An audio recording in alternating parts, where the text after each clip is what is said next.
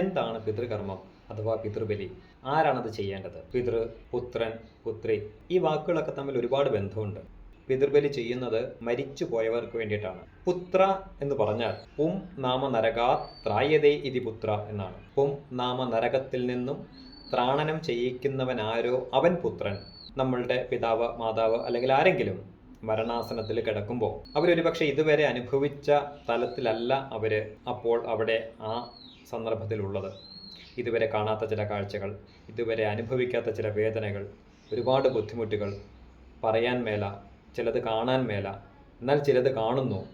അപ്പോൾ അവർക്ക് അവിടെ ഒരു ഭയം ജനിക്കും.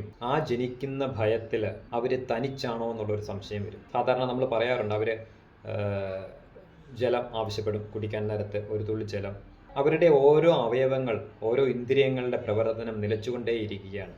അങ്ങനെ ശബ്ദം മാറി, ദൃഷ്ടി മാറി.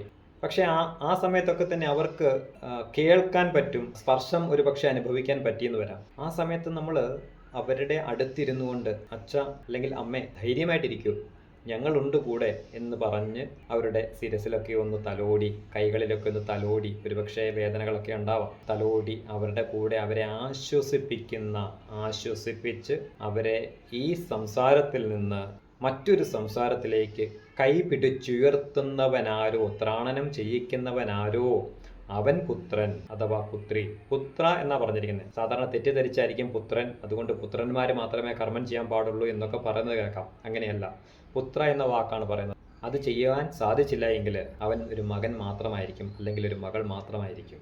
എല്ലാവരും പുത്രന്മാരാകാൻ ശ്രമിക്കും. അപ്പോൾ നമ്മളുടെ പിതാവ് അല്ലെ മാതാവ് അല്ലെ ആരെങ്കിലും ബന്ധുമിത്രാദികൾ മരണാസനത്തിൽ കിടക്കുമ്പോൾ അവരുടെ അടുത്തിരുന്ന് ജലം കൊടുക്കുകയോ അല്ലെങ്കിൽ അവരെ ഒന്ന് തലോടുകയോ രാമനാമങ്ങൾ, ഈശ്വരനാമങ്ങൾ ജപിക്കുകയോ ചെയ്യുമ്പോൾ അതൊരു അവർക്ക് ആശ്വാസമാണ്.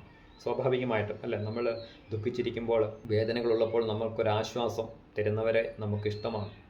ഒരുപക്ഷെ അതൊരു അനുഗ്രഹമായി നമുക്ക് വരും. ഞാൻ പറഞ്ഞു, അങ്ങനെ കൈപിടിച്ചുയർത്തുന്നവരാണ് പുത്രൻ എന്ന് പറഞ്ഞു, അല്ലെ പുത്രി എന്ന് പറഞ്ഞു. ഒരുപക്ഷെ നമുക്ക് സാധിച്ചില്ല, അയൽപക്കത്തുള്ള ഒരു അച്ഛനാണ് അല്ല അമ്മയാണ് മരിച്ചത്, അവരുടെ മക്കൾ എത്തിയില്ല, ആ ഒരു അവസരം നമുക്കാണ് കിട്ടുന്നത് എങ്കിൽ ആ വ്യക്തിക്ക് നമ്മളായിരിക്കും പുത്രൻ അല്ലെങ്കിൽ പുത്രി. അത് ജന്മം കൊണ്ട് കിട്ടുന്നതല്ല, അത് കർമ്മം കൊണ്ട് കിട്ടുന്നത് മാത്രമാണ്. അപ്പം നമ്മളുടെ സ്വന്തം അച്ഛനും അമ്മയ്ക്കും ഒക്കെ പുത്രനാകാൻ കിട്ടുന്ന ഒരു അവസരം എന്ന് പറയുന്നത് വളരെ വലിയൊരു ഭാഗ്യമാണ്. മരിച്ച അവസരങ്ങളിൽ അല്ലെങ്കിൽ മരിക്കാൻ കിടക്കുന്ന അവസരങ്ങൾ തീർച്ചയായിട്ടും അടുത്തോടി ചെന്ന് അവരുടെ കൂടെ ഇരുന്ന് അവരെ ഓരോ കാര്യങ്ങൾ പറഞ്ഞ് അല്ലെ പഴയ കാര്യങ്ങളൊക്കെ പറഞ്ഞ് അവരെ സന്തോഷിപ്പിക്കുക, സന്തോഷത്തോടെ അവരെ അടുത്ത സംസാരത്തിലേക്ക് പറഞ്ഞു വിടാൻ ശ്രമിക്കുക. നമ്മളെ കൊണ്ട് സാധിച്ചില്ല, എല്ലാവർക്കും സാധിച്ചു എന്ന് വരില്ല. അങ്ങനെ വരുമ്പോൾ എന്താ ചെയ്യുക? നമുക്ക് കിട്ടുന്ന ഒരു അവസരമാണ് പിതൃബലി. നമ്മൾ സങ്കല്പത്തിലൂടെ നമ്മളുടെ അച്ഛനോട് അമ്മയോട് അല്ലെങ്കിൽ ബന്ധുമിത്രാദികളോട് നമ്മൾ പറയുകയാണ്, എനിക്കത് സാധിച്ചില്ല, അപ്പോൾ എന്നോട് ക്ഷമിക്കണം. കാരണം ആ ഒരു ഊർജം, ആ ഒരു ജീവൻ ഇപ്പോൾ മറ്റൊരു തലത്തിലേക്ക് നമ്മൾ ഉയർത്തിവിട്ടു. ആ തലത്തിലുള്ളപ്പോൾ ഒരിക്കലും നമുക്കത് അപ്രോച്ച് ചെയ്യാൻ പറ്റില്ല, ആ തലത്തിലേക്ക് നമുക്ക് ഉയരാൻ പറ്റില്ല. അപ്പോൾ സങ്കല്പത്തിലൂടെ നമുക്ക് ആ ഊർജത്തിലേക്ക്, ചില മന്ത്രങ്ങളിലൂടെ നമുക്ക് ആ ഊർജത്തിലേക്ക് എത്താൻ സാധിക്കും. അങ്ങനെ ആ കർമ്മത്തിലൂടെ, പിതൃബലിയിലൂടെ നമുക്ക് ആ കാര്യം ചെയ്ത് പുത്രനാവാൻ നമ്മൾ ശ്രമിക്കുകയാണ്, നമ്മൾ പുത്രനാവുകയാണ്. ഇന്ന് കേൾക്കാം നമുക്ക് മാനിഫെസ്റ്റേഷൻ എന്നൊക്കെ ഉള്ള വാക്കുകൾ ഇംഗ്ലീഷിൽ. പക്ഷേ ആചാര്യന്മാർ ഇത് വർഷങ്ങൾക്ക് മുമ്പേ അവർ കണ്ടുപിടിച്ചൊരു കാര്യമാണ്. സങ്കല്പത്തിലൂടെ നമുക്ക് മറ്റൊരു ഊർജത്തിലേക്ക് എത്താൻ പറ്റും. അതിന് അവർ ചിട്ടപ്പെടുത്തിയ ചില ആചാര അനുഷ്ഠാനങ്ങളാണ് ഈ പിതൃബലി, അതിലുള്ള കർമ്മങ്ങൾ. അപ്പോൾ അതിൽ പിണ്ടം വയ്ക്കുക, വസ്ത്രം കൊടുക്കുക, അവരെ പൂജിക്കുക, അങ്ങനെ ഒരുപാട് കർമ്മങ്ങൾ, ഒരുപാട് ചിട്ടകൾ ഉണ്ടാക്കി. കാരണം ചെയ്യുന്ന വ്യക്തിയെ അതിലേക്ക് അവൻ്റെ മനസ്സിനെ കൊണ്ടുവന്ന് അവനെ അത് പറഞ്ഞു മനസ്സിലാക്കി അവനിലൊരു മാറ്റം കൊണ്ടുവരിക, അവനെയും പിടിച്ചുയർത്തുക എന്ന് പറയാം. ആ പിതൃക്കൾ തന്ന ജീനാണ് നമുക്കുള്ളത്. അപ്പോൾ ഇതുപോലെയുള്ള അവസരങ്ങളിൽ ആ ജീനിനെ ഒന്ന് ട്യൂൺ ചെയ്യാൻ പറ്റുന്ന ഒരു അവസരമാണ് നമുക്ക്. പല കാര്യങ്ങളും ഒരു പക്ഷെ ചെയ്തു കൊടുക്കാൻ പറ്റിയെന്ന് വരത്തില്ല നമുക്ക് പിതൃക്കൾക്ക്. അപ്പോൾ അതൊക്കെ ഒന്ന് ഏറ്റു പറയുമ്പോൾ, ഉള്ളിലേക്ക് നമ്മളൊന്ന് കടക്കുമ്പോൾ ഒരു പക്ഷെ നമ്മളുടെ ഈ പറയുന്ന ഇന്നത്തെ ഭാഷയിൽ പറയുമ്പോൾ ജീനിൽ ഒക്കെ ഒരു നമ്മുടെ ചിന്തകളിലൂടെ മാറ്റങ്ങളും സംഭവിക്കും ജീനിന്. അങ്ങനെയുള്ള കർമ്മങ്ങൾ അത്രയും ആഴത്തിൽ ചെയ്യാൻ വേണ്ടിയിട്ട് ചില ആചാര അനുഷ്ഠാനങ്ങൾ കൊണ്ടുവന്നാൽ മാത്രമേ നമ്മൾ അത്രയും മുഴുകി അത് ചെയ്യുകയുള്ളൂ. നമ്മുടെ പിതാവിനോ മാതാവിനോ മാത്രമല്ല നമ്മൾ കർമ്മം ചെയ്യുന്നത്. പിതൃകർമ്മം എന്നാണ് പറഞ്ഞത്. അതായത് പിതാവിൻ്റെ വംശത്തിലുള്ളവർക്ക്, മാതാവിൻ്റെ വംശത്തിലുള്ളവർക്ക് ഞാൻ കർമ്മം ചെയ്യാൻ എൻ്റെ അച്ഛനോ അമ്മയോ മരിക്കണമെന്ന് യാതൊരു നിർബന്ധവുമില്ല. ഇന്നലെ വരെ ഞാൻ അറിഞ്ഞോ അറിയാതെയോ ചെയ്ത ഉറുമ്പിന് വരെ നമുക്ക് കർമ്മം ചെയ്യാൻ സാധിക്കും.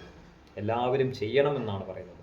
കർമ്മം ചെയ്യുമ്പോൾ പിതാവിൻ്റെ വംശത്തിൽ അല്ലെങ്കിൽ മാതാവിൻ്റെ വംശത്തിൽ ഏറ്റവും അവസാനം മരിച്ചവർ, അതൊരു പക്ഷേ നമ്മുടെ പിതാവാവാം, അല്ലെങ്കിൽ മാതാവാം, അല്ലെങ്കിൽ അവരല്ലാതെ വേറെ ആരെങ്കിലും ആവാം, ഒരു പക്ഷേ വേറെ സഹോദരങ്ങളാവാം. അപ്പോൾ അവർക്ക് വേണ്ടിയിട്ട് നമ്മൾ സങ്കല്പം പറയുമ്പോൾ ആ സങ്കല്പത്തിലേക്കാണ് പോവുക, അല്ല ഒരിക്കലും അച്ഛനിലേക്കോ അമ്മയിലേക്കോ മാത്രമല്ല പോവുക. പിതൃ എന്നാണ് പറയുന്നത്. ആ പിതൃ സങ്കല്പത്തിലേക്ക്, അച്ഛൻ്റെ തലമുറയാണെങ്കിൽ അച്ഛൻ്റെ പരമ്പരയാണെങ്കിൽ അച്ഛൻ്റെ പരമ്പരയിലേക്ക് ചിന്തിക്കുക, അമ്മയാണെങ്കിൽ അമ്മയുടെ പരമ്പരയിലേക്ക് ചിന്തിക്കുക എന്ന് മാത്രമേ ഉള്ളൂ. തെറ്റിദ്ധാരണയുണ്ട്, അച്ഛനും അമ്മയും മരിച്ചാൽ മാത്രമേ കർമ്മം ചെയ്യാൻ പാടുള്ളൂ എന്നുള്ളത്. അങ്ങനെയൊന്നുമില്ല. പലപ്പോഴും നമ്മൾ ചെയ്യുന്ന കർമ്മം എന്താണെന്ന് നമുക്ക് കൃത്യമായിട്ട് അറിഞ്ഞുകൂടാ. കാരണം മന്ത്രങ്ങൾ സംസ്കൃതത്തിലാണ്, അതുകൊണ്ട് ചെയ്യുന്ന കർമ്മം എന്താണെന്ന് മനസ്സിലാവുന്നില്ല.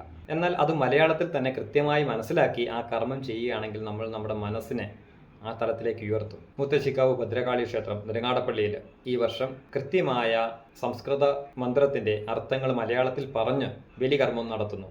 ആചാര്യനായിട്ട് ഞാനുണ്ടാവും. പിതൃബലി അർത്ഥമറിഞ്ഞ് ചെയ്യുക, അതിൻ്റെ ഫലം തീർച്ചയായിട്ടും ഏവർക്കും ഉണ്ടാവും.